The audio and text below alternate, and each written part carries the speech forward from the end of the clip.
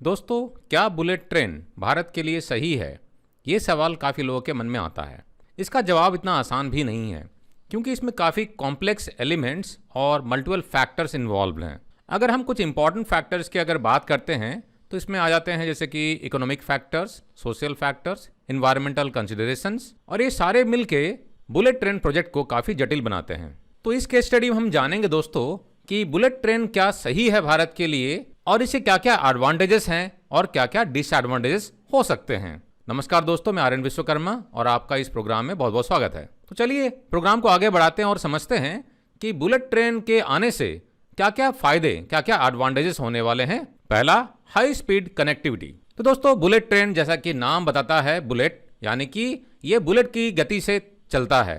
कहने का अर्थ है कि जो नॉर्मल ट्रेन दूरी को तय करने के लिए समय लेती है, बुलेट ट्रेन में यह समय काफी कम हो जाता है। उदाहरण के तौर पे मुंबई अहमदाबाद रेलवे रूट जो है नॉर्मली 6 घंटे का समय लेती है कन्वेंशनल ट्रेन, जबकि उम्मीद है कि बुलेट ट्रेन के आने के बाद यह समय घट के 6 घंटे से 2 घंटा 7 मिनट मात्र हो जाएगा। यानी कि हाई स्पीड कनेक्टिविटी लोगों को मिलेगी और काम बड़ी तेजी से होगा। और चूंकि फास्टर मूवमेंट होगा तो सामान को और लोगों को ट्रांसफर करने में सहूलियत होगी। इससे इकोनॉमिक ग्रोथ और बिजनेस कनेक्टिविटी में इंप्रूवमेंट होगा। दूसरा फायदा है technological advancement. Bullet train Bharat में आने के बाद भारत अपना टेक्नोलॉजिकल कैपेबिलिटीज और एक बेटर इमेज, यानी कि एक मॉडर्न इमेज और प्रोग्रेसिव नेशन के तौर पे अपने आप को एस्टैब्लिश कर सकता है। क्योंकि जितने भी विकसित देश हैं या विकासशील देश हैं, सारे अपने छवि को बेहतर करने में लगे रहते हैं, तो भारत इसमें पीछे क्यों रहे। तीसरा फायदा है रिड्यूस कंजेशन। तो दोस्तों, अभी का हमारा जो रेल नेटवर्क है वैसे तो काफी बड़ा है, लेकिन बुलेट ट्रेन आने के बाद में ऐसी उम्मीद है कि कंजेशन काफी कम हो जाएगा और करंट रेलवे नेटवर्क में उसका कुछ लोड कम हो जाएगा। चौथा फायदा है इन्वायरमेंटल बेनिफिट्स। बुलेट ट्रेन को ज्यादा एनर्जी एफिशिएंट के तौर पे माना जाता है, क्योंकि इसमें पर किलोमीटर पैसेंजर को ट्रांसपोर्ट करने में जो खर्चा आता है कन्वेंशनल ट्रेन के मुकाबले काफी कम होता है। और इसकी अगर हम कंपैरिजन करते हैं कार से या प्लेन से, तो कहीं कम एनर्जी में हम पर पैसेंजर को पर किलोमीटर के तौर पे ट्रांसपोर्ट कर सकते हैं। तो इन्वायरमेंटल बेनिफिट हो गया। पांचवा फायदा है जॉब क्रिएशन। अब कोई नया टेक्नोलॉजी हम भारत में लेके आएंगे, नई चीजों का कंस्ट्रक्शन करेंगे, तो अर्थव्यवस्था को भी गति मिलती है और बहुत सारे लोगों को रोजगार भी मिलता है। जैसे कि इंजीनियरिंग फील्ड में जो लोग काम कर रहे हैं, कंस्ट्रक्शन हो गया, सर्विस इंडस्ट्री हो गया, और सिर्फ कंस्ट्रक्शन करने तक ही नहीं, कंस्ट्रक्शन करने के बाद उसके रखरखाव में भी लगातार लोगों की जरूरत पड़ेगी। तो काफी बड़ा जॉब क्रिएशन भी होने वाला है। तो ये कुछ हो गए फायदे। अब बात करते हैं कुछ पोटेंशियल डिसएडवांटेजेस या चैलेंजेस। तो पहला तो हो गया दोस्तों हाई कॉस्ट।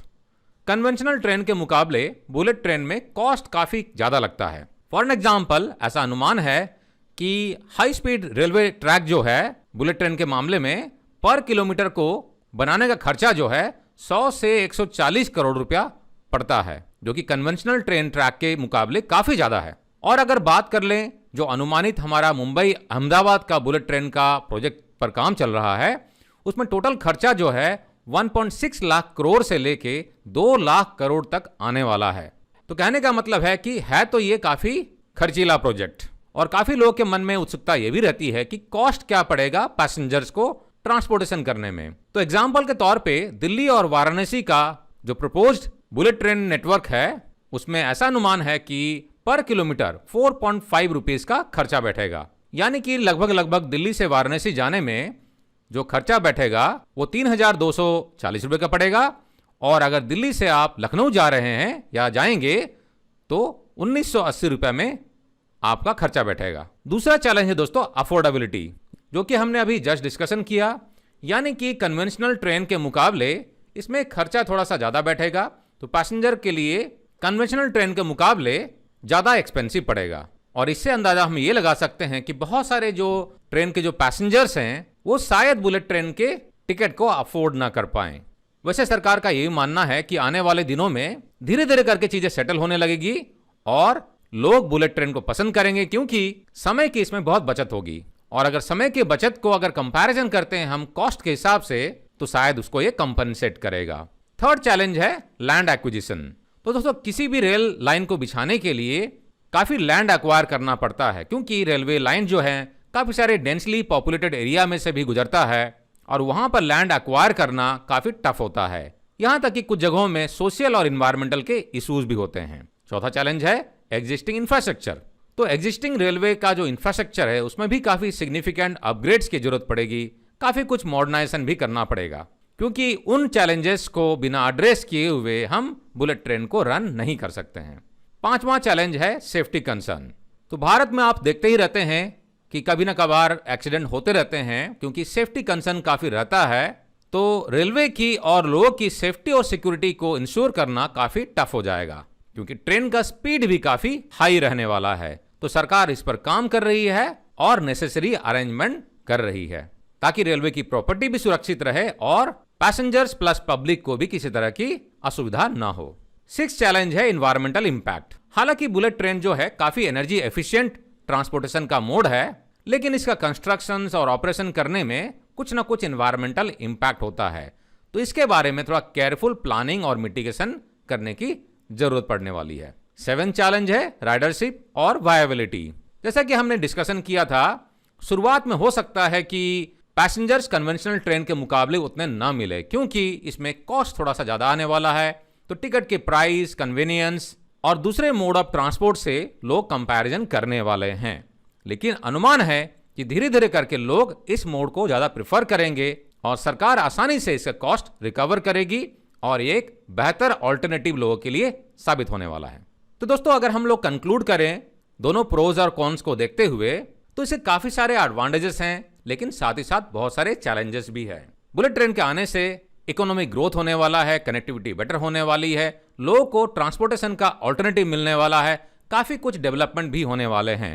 लेकिन साथ ही साथ सेफ्टी के, सिक्योरिटी के और एनवायरमेंटल के थोड़े बहुत कंसर्न भी रहने वाले हैं। तो आपका क्या मानना है? क्या बुलेट ट्रेन भारत के लिए सही है? अपना विचार कमेंट सेक्शन में लिख के हमें बताएं। वीडियो अगर पसंद आया इसे लाइक करना ना भूलें। चैनल पर नए हैं अगर तो सब्सक्राइब कर लें। और हाँ, हमारा ऑनलाइन ट्रेनिंग कम सर्टिफिकेशन प्रोग्राम को एक्सप्लोर करना ना भूलें। हमारा पोर्टल courses.qualityhubindia.com को विजिट करें और क्वालिटी हब इंडिया के ऐप को गूगल प्ले स्टोर से या एप्पल के स्टोर से फ्री में डाउनलोड करके काफ़ी कुछ फ्री कोर्सेज को आप इनरोल कर सकते हैं। और 100+ पेड कोर्सेज भी अवेलेबल हैं, जो कि आपके कैरियर को आगे बढ़ाने में, आपको अपस्किल करने में आपको मदद करेंगे। किसी भी तरह के डाउट होने पे हमें कॉन्टैक्ट करना ना भूलें। और अगर आपको अपने कंपनी में किसी तरह की कंसल्टेंसी चाहिए, ट्रेनिंग प्रोग्राम चाहिए हमसे रिलेवेंट, तो उसके लिए भी आप हमें कॉन्टैक्ट कर सकते हैं। नमस्कार।